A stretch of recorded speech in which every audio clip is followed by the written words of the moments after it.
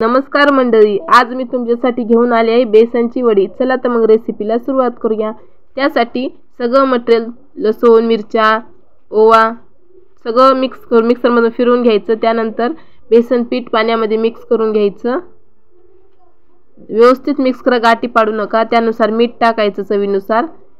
आता फोडणी घेऊया। मोहरी आणि आपण हिरव्या मिरचीचा ठेचा, थोडंसं हिंग, कोथिंबीर, थोडीशी हळद व्यवस्थित मिक्स करू द्यायचं। त्यानंतर थोडंसं पाणी टाकायचं।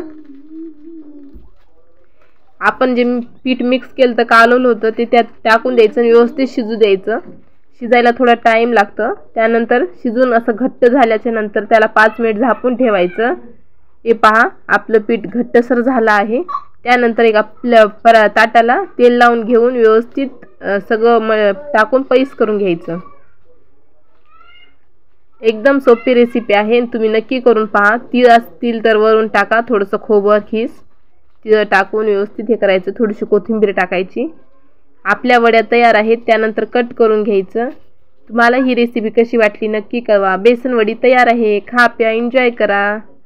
अशाच नवनवी रेसिपी पाहण्यासाठी चॅनलला सबस्क्राईब करा।